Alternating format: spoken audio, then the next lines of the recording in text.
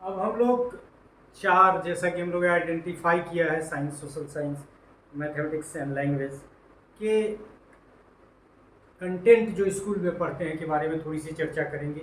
यद्यपि ये बहुत महत्वपूर्ण आपके लिए इसलिए नहीं है कि इसका ज्ञान आपको है ही, और इसका कोई क्लियर कट पिक्चर बनाना भी संभव नहीं है। It is ever changing.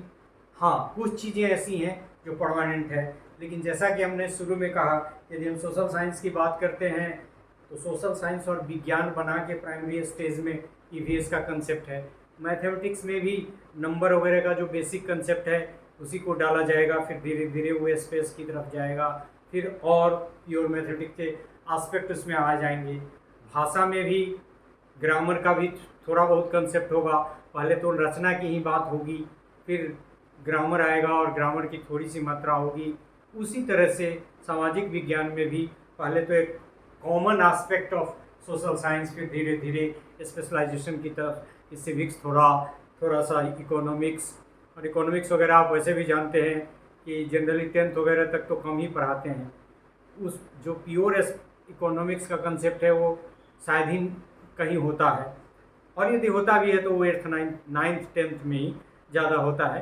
तो इस तरह से जितने भी स्कूल सब्जेक्ट्स हैं, उन स्कूल सब्जेक्ट्स के कंटेंट के बारे में आपको एक बेसिक आइडिया है, आप सभी जानते हैं, तो बहुत चर्चा करने की ज़रूरत नहीं है। फिर भी हम लोग कुछ चीज़ को रीड कर देंगे, but it is not the only boundary. You need to specify your own boundary. और साइंस में भी जैसे अब मान लीजिए कि अब नर्सरी के बच्चे की साइंस, फिर ये इस प्राइमरी के बच्चे की, मिडिल स्कूल के बच्चे की, सेकेंडरी के बच्चे की, तो साइंस के कंटेंट में डिफरेंस होगा, और बेसिक कंसेप्ट, कॉमन कंसेप्ट से वो धीरे धीरे स्पेशलाइजेशन की तरफ बढ़ेगा। और ये सब के लिए सही है, न केवल साइंस के लिए, मैथमेटिक्स के लिए भी, भाषा के लिए भी, और सामाजिक विज्ञान के लिए। फिर भी हम कुछ पढ़ देते हैं। So different school subject such as science, social science, mathematics and language have their specific content है।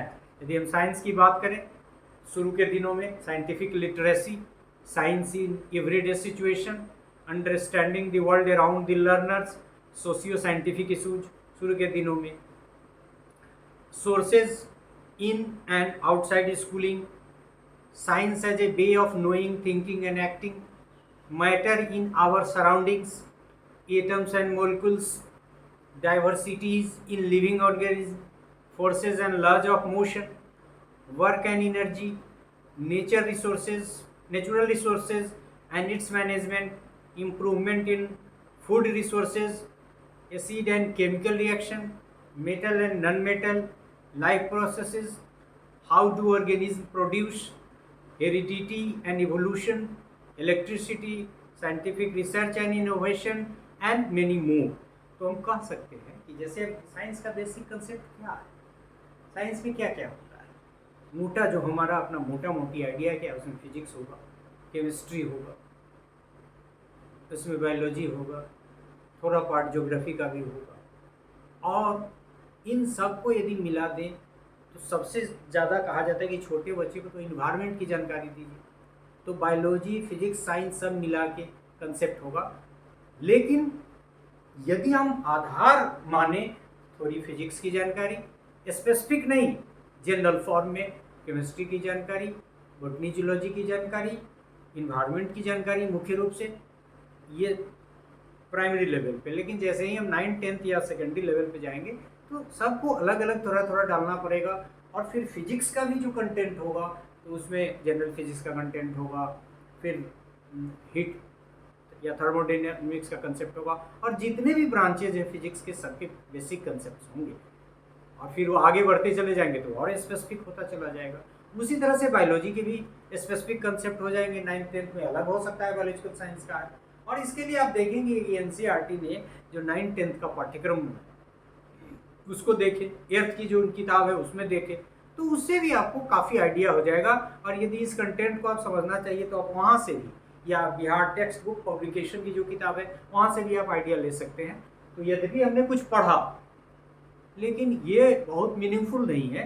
मीनिंगफुल ये है कि आप अपना एक आधार तैयार करके, और ये रिकमेंडेड है कि एनसीईआरटी के बुक्स को देखें, क्योंकि उनको बड़े लोगों ने तैयार किया है, देश के की इंटेलिजेंसिया ने, देश की उस फील्ड के स्पेशलाइज्ड मैन पावर ने उसको प्रिपेयर किया है।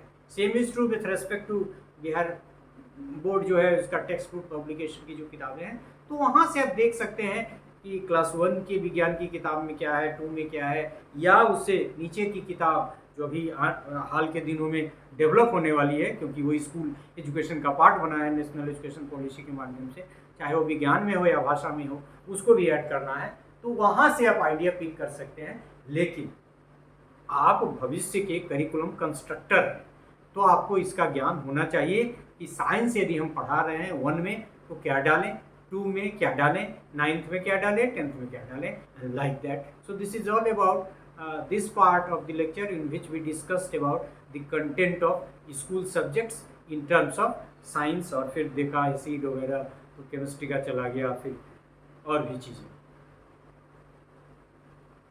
और in this way we can say that we have completed this part in which we discussed विद्यालय विषय के रूप में विज्ञान की पाठ्यवस्तु क्या हो और जनरल से स्पेसिफिक की हो। It is common not only to science but to other subject as well. So this is all about this part. Thank you.